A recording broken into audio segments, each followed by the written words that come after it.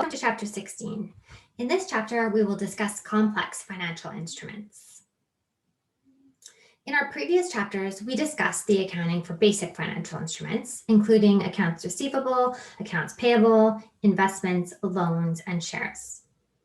This chapter focuses on more complex financial instruments, such as hybrid debt and equity instruments, as well as derivatives. Because employee compensation plans often include derivatives such as stock options, we will also discuss these later in the chapter. Let's take a look at our first learning objective. Understand what derivatives are, how they are used to manage risks, and how to account for them. As you recall, financial instruments are contracts that create both a financial asset for one party and a financial liability or equity instrument for the other party. Primary financial instruments include the most basic financial assets and liabilities, such as receivables and payables, and equity instruments such as shares. Derivatives are financial instruments that create rights and obligations that transfer financial risk from one party to another party. Derivatives are called derivatives because they derive or get their value from an underlying primary instrument, index, non-financial item, or commodity, which are often referred to simply as the underlying. Derivatives are attractive because they transfer risks and rewards without having to necessarily invest in the underlying instrument. Derivatives may trade on exchanges where there is a market for the derivative, which makes it a lot easier to value. Certain derivatives, such as certain executive stock options, do not trade on any exchange or market and can be more challenging to value. Derivatives can be used for a variety of reasons. They can be used for speculative purposes. They can expose a company to increased risks in the hope of increased rewards. They can be used for hedging, which is to reduce existing risk that a company is facing, perhaps due to currency or prices or something like that. And all derivatives have three characteristics. Their value changes in response to the underlying instrument. They require little or no initial investment, and they are settled at a future date. Common derivatives include options, forwards, and futures. Derivatives help companies manage risks, especially financial risks.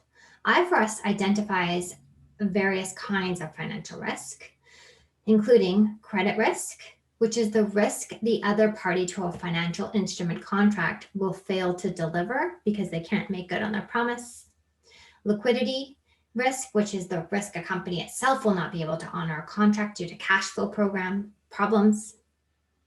Market risk, the risk of a change in value and or cash flows related to market forces such as currency fluctuations, changing interest rates, or other price risks. Derivative transactions may be an effective way of managing risks, but there are many costs involved that companies need to be aware of. There are direct costs, such as bank charges, brokerage fees, and premiums.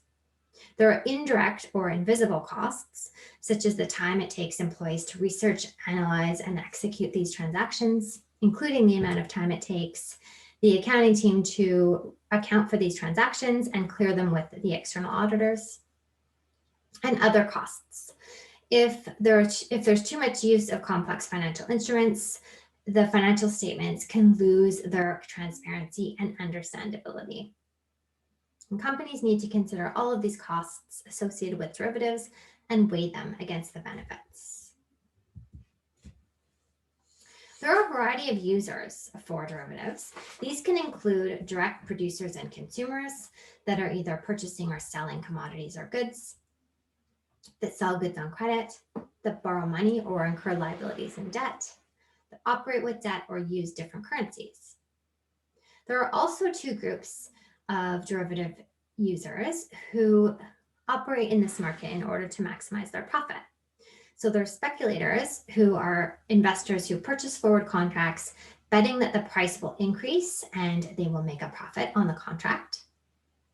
And there's arbitrageurs who lock in profits by simultaneously entering into transactions in 2 or more markets and attempting to manipulate the price, thereby creating a profit. Accounting for derivatives. So the basic principles of accounting for derivatives. Derivatives are recognized on the statement of financial position on the date the contract is initiated. They are remeasured on each statement of financial position date to their fair value, or often referred to as marking to market or mark to market. And the related gains and losses between the marking to market each period are recorded through net income. There is also an alternative way that companies can account for derivatives, which is related to hedge accounting, which is where the change in the contract each period won't necessarily go through net income if certain criteria are met. But this is an extra complicated area of accounting. So it's covered in Appendix 16A. If it's of interest to you, you can take a look, but we won't be covering it in the meat of this course.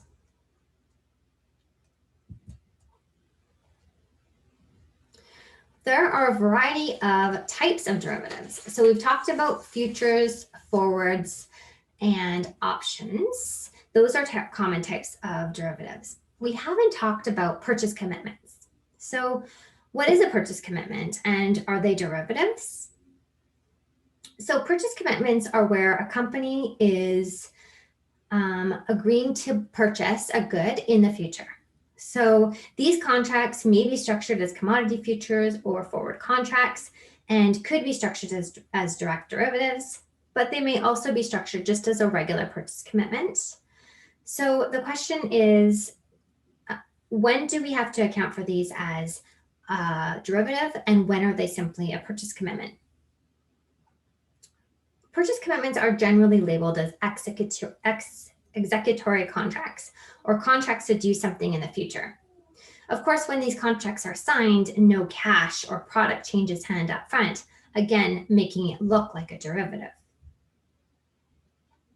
However, purchase commitments are not normally structured as derivative contracts from a legal perspective, and they don't trade on commodities exchanges as futures and options do, for instance. Historically, purchase contracts have not been recognized in the financial statements until the underlying good is delivered. Under ASPE, purchase commitments and similar commodity contracts are generally not accounted for as derivatives unless they are exchange-traded futures.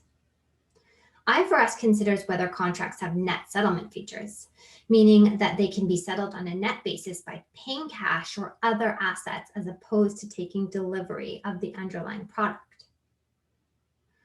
Even if the contract has a net settlement feature, as long as the company intends to take delivery of the raw materials, the contract is designated as expected use and not accounted for as derivatives. So here's the next slide here shows a quick summary of the difference in accounting and why purchase commitments are accounted for differently than forwards, futures, and options.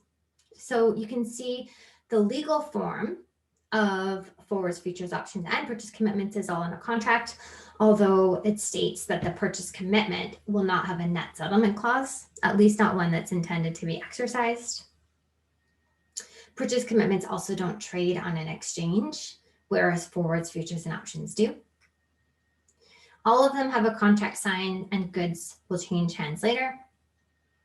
They all technically meet the definition of a derivative, but from an accounting perspective, purchase commitments, derivative accounting does not apply because they're not exchange traded and there's no net settlement ability. For forwards, futures, and options, derivative accounting is applied if exchange traded under ASPE, and if IFRS, if it's not an expected use contract.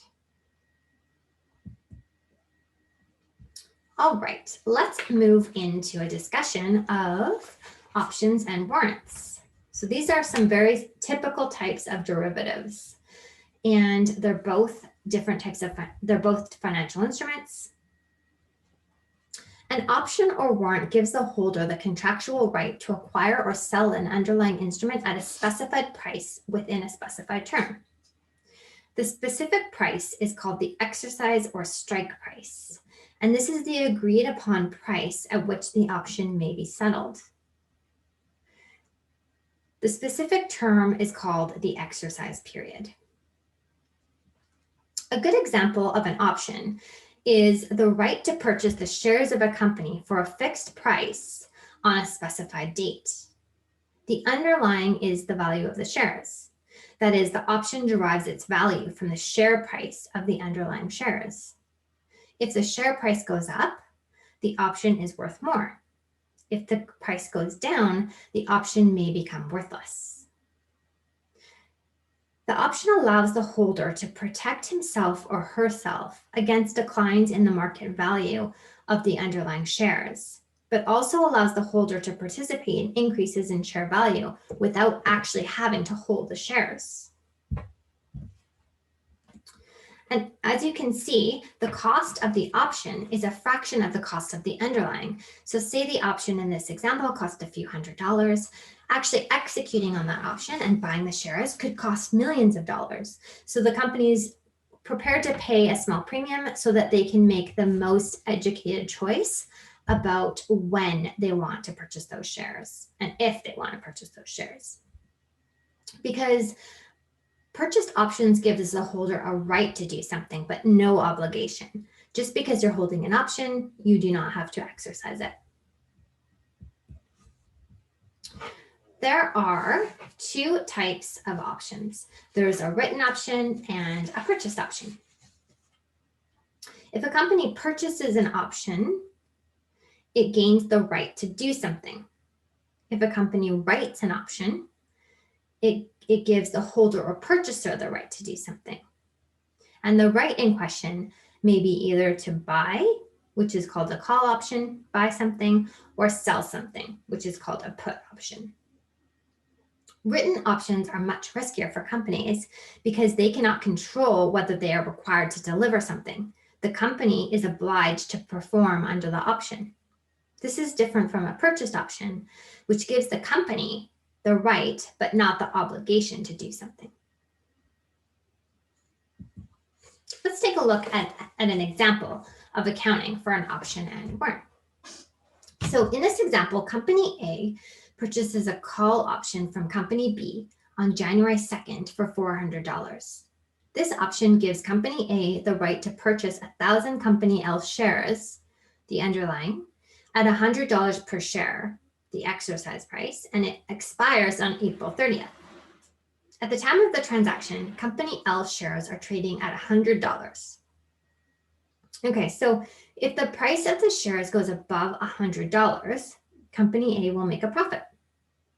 In this case, they could exercise the option, buy the shares for $100, which is what the option is allowing them to do, and then sell them at market for whatever the value of those shares is that is above $100.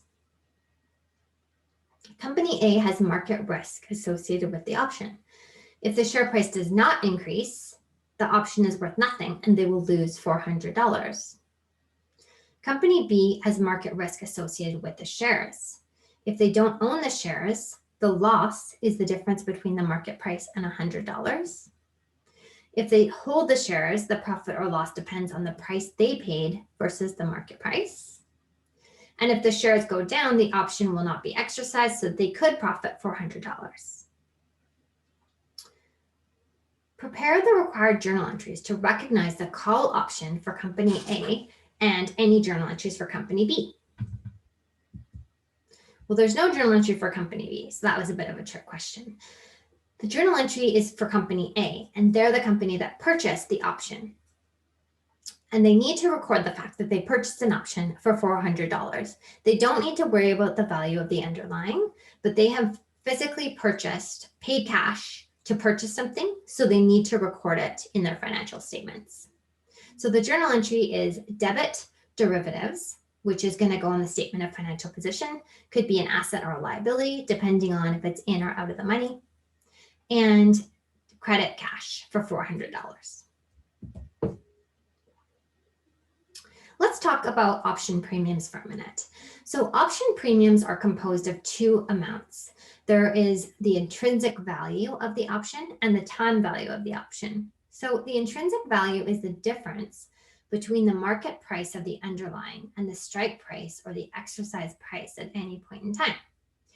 It represents the amount that would be realized by the option holder if the option was exercised immediately. The time value refers to the option's value over and above its intrinsic value. And this reflects the possibility that the option will have a fair value greater than 0 because there's some expectation that it will continue to increase. So let's continue with our example and see what happens when the value of the underlying shares changes. On March 31st, 2020, the price of Company B shares has increased to $120 per share, and the options are trading on a derivatives exchange for $20,100. Subsequent to initial recognition, the option is valued using fair value net income. So what is the premium on the option? So let's see. So the intrinsic value of the option, well, it's saying that the shares are now worth $120, and we have an option to buy them at $100. And our option is for 1,000 shares. So our intrinsic value is $120 per share minus our $100 cost of the option, or the value of our option, times 1,000 shares, is $20,000. So that's our intrinsic value. Our time value is the fact that the options are trading on the derivatives exchange at $20,100. And if we exercise them, we are going to have a gain of 20,000. So that's going to be $100. So our total option premium is $20,100. This option is called in the money, meaning that it has value. To calculate the gain on the revaluation of derivatives, we need to recognize the difference between the option premium and the cost of the option. So we know that our total option premium is $20,100. We need to subtract our cost that we paid for the option, which was the $400. That's going to give us a gain of $19,700. So the journal entry to record the revaluation is going to be debit derivatives, which is on our statement of financial position, $19,700, and credit gain or loss on derivatives. In this case, it is a gain of $19,700. So if we look at our statement of financial position, we already hit that account with $400 when we purchased the option. And now we're adding this entry here, which is $19,700. So on our actual statement of financial position, and that account is going to be at $20,100, which is the value of the option, showing that we've marked it to market on our statement of financial position. On April 1st, Company A settles the options in cash, net settlement, rather than taking the shares. The shares are still worth $120 each. So how are we going to record that? Well, we know we're going to have cash of $20,000, so we're going to debit cash. We need to remove the derivatives from our statement of financial position. We had them on our statement of financial position at $20,100, which we just saw. And the difference is going to be a loss on derivatives of that $100. Why do we have a loss on derivatives? It's because the derivatives were valued on the derivatives exchange at $20,100, taking into account the time value of the option, meaning that it could still potentially go up in value. But once we settle it, we lose any potential upside in the future. We're locking it in. So in this situation, that difference was $100. And our net gain on settlement is the $20,000 settlement that we have minus the $400 option cost, which is going to give us $19,600 net going through our income statement. All right, let's take a look at another example. Assume instead that on April 1st, Company A takes delivery of the shares, gross settlement. So in the previous example, we didn't take delivery of the shares, we simply got cash instead. Whereas now we're actually going to take delivery of the shares themselves. And the shares are still at $120. So how are we going to record this journal entry? Well, we're going to record the value of the shares. So those are going to be recorded on the statement of financial position as fair value net income investments. So 120,000. We are going to have to pay out the cash because when we exercise this option, we have to pay out $100,000. We need to still take the derivatives off our statement of financial position. So we need to credit that asset with the $20,100, which is the value that it has currently. And we're still going to have a loss on derivatives of the $100 related to the time of value loss from settling the contract. Okay, so that took us through options. Let's move into futures. So forwards. So forwards are another common type of derivative. This is different than a purchased option, which creates a right but not an obligation. With a purchased option, the holder may choose to exercise the option but doesn't have to. Under a forward, the forward has to be executed. So a forward contract, parties commit upfront to do something in the future. For example, one party agrees to buy an item. One party agrees to sell an item at a specified price on a specified date. And the price and period are locked in. Forwards are measured at the present value of the future cash flows, discounted at a rate that reflects the risks. Forwards generally do not trade on exchanges as they have terms that are usually unique to the parties. Usually banks buy and sell these contracts, and derivatives are presented as an asset or a liability on the statement of financial position and measured at fair value with gains and losses, both unrealized and realized, booked through net income.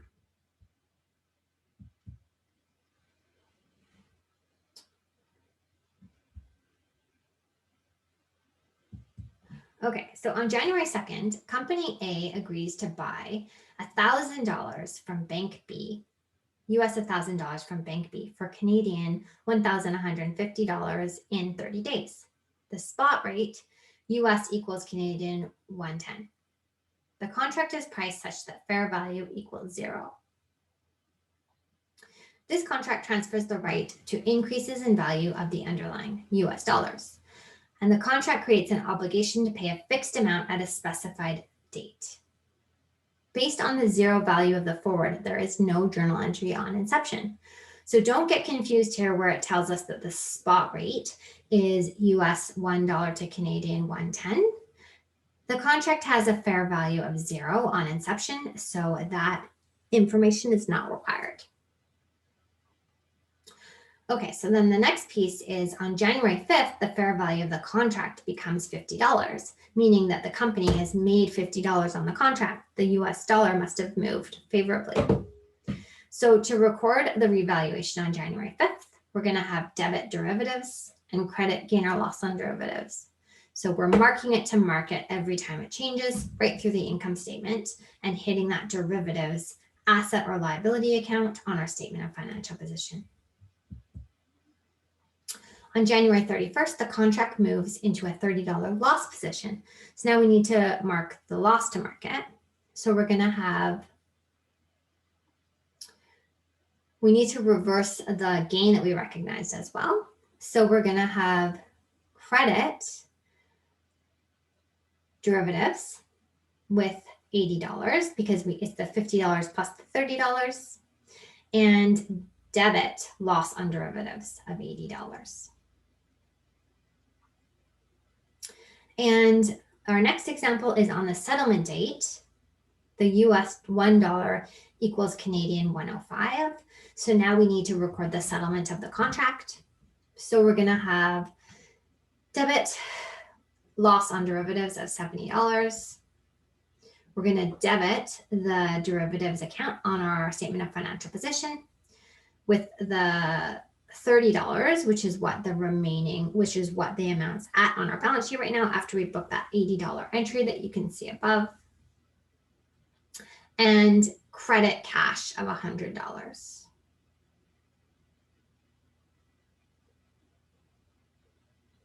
What if we what if we didn't net settle? What if we settled as gross? So we didn't just settle in cash, but we actually said we will take the US dollars and then we'll pay out the contract. If we were settling at gross, then we would need to recognize the cash. So we're going to receive $1,000 US times 105, marking that cash to Canadian dollars.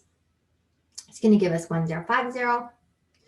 The cash that we're actually going to receive is going to be the value of our option, which was the difference between the value of our option, the value of our option, which was to buy the US dollars at $1,150. So that's what we're going to have to pay out, which we're going to need to clear out that derivatives account again with the $30 debit. And then we're also going to have a loss on derivatives of $17.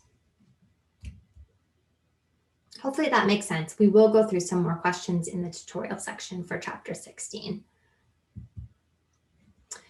Let's talk about futures. So future contracts are the same as forwards, except the amounts and dates are standardized, they're exchange traded, so they have ready market values, and they're settled through clearinghouses, which generally removes the credit risk. The requirement for collateral, there is an additional requirement for collateral, which means that there's a margin account used. The margin account essentially operates as a bank account, similar to a bank account, and it's increased or decreased as the margin amount on the trade changes. The gain or loss in the contract is recognized in net income. Let's take a look at an example of a future. A company enters into a futures contract to sell grain for $1,000 in 30 days.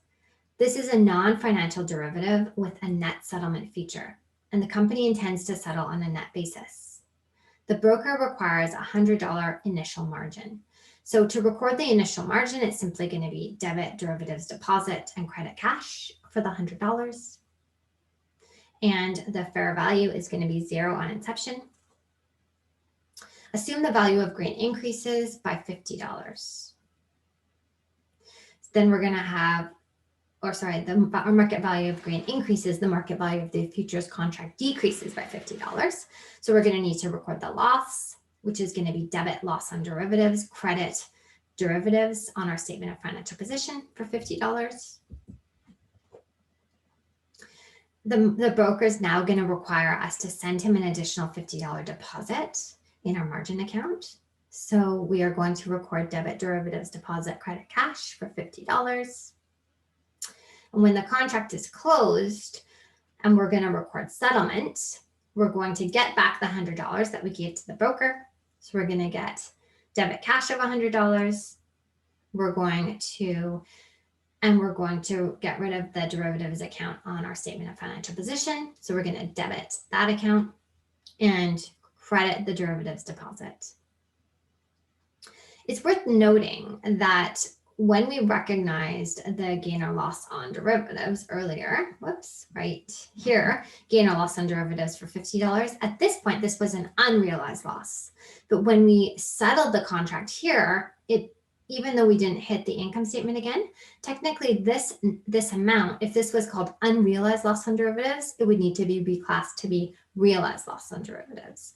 So there is a distinction between an unrealized loss, which is a loss that's pending, it's not locked in, versus a realized loss where the trade is finalized. And that may change slightly the classification on the income statement. So it's just something to be aware of. Okay. There's one last type of derivative that we want to talk about, which is derivatives involving the entity's own shares. So sometimes companies enter into derivative contracts that deal with their own shares. Maybe they're going to purchase or they're going to put or call an option to buy or sell their own shares, or they're going to have a forward to buy their own shares, or a forward to sell their own shares at a predetermined price. So under IFRS, all these types of transactions are generally treated as equity transactions. And there's an important rule here called the fixed for fixed. So if a company puts out an option to purchase a fixed number of shares for a fixed amount of consideration, that is absolutely classified as equity. There are two exceptions to this generalization that we can record these transactions as equity, and that's if the derivative creates an obligation to settle in cash or other assets, then it could be a financial liability. And if the derivative allows a choice in how the instrument is settled, if it could be debt or it could be equity, then we need to give it some more thought.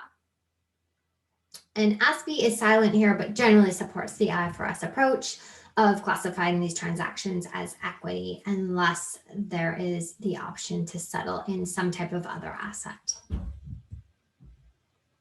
Let's take a look at one example of derivatives involving the entity's own shares. So Abalone Inc. paid $200 to Baker Corp for the right to buy 1,000 of Abalone's own common shares for $30 each. The contract may only be settled by exercising the option and buying the shares, i.e. it has to be settled gross. Why do you think that Abalone might enter into this transaction? Should the cost of the option be treated as an investment where the underlying is a share from another company as opposed to the entity's own shares? And prepare the journal entry to record the premium, assuming that contributed surplus exists from previous similar transactions. Okay, so why would Abalone enter into a transaction to buy its own shares? Perhaps they're looking to buy back their own shares to boost share values. By pulling back some of the shares, then they can potentially increase the value of the shares in the market. Should the cost of the option be treated as an investment where the underlying is a share from another company as opposed to the entity's own shares? Well, it's a transaction to buy their own shares, so I'm not sure why we would treat it as an investment from another company. The contract would be treated as an equity transaction because it is a fixed for fixed contract. Abalone agrees to purchase a fixed number of shares, 1,000 shares, for a fixed price of $30 per share. Therefore, it's going to be treated directly as an equity transaction for Abalone. In the journal entry to record the premium, you can see that they paid the first part there where it says Abalone Inc. paid $200 to Baker Corp for the right to buy. That's the $200 that we need to record. So we're going to record debit contributed surplus stock options because it's our own share transaction. So we're paying for our own shares. So we're going to put $200 there and we're going to record the credit to cash. And that concludes the first part of chapter 16. Please join me in the tutorial section where we go through some questions regarding the material we just covered.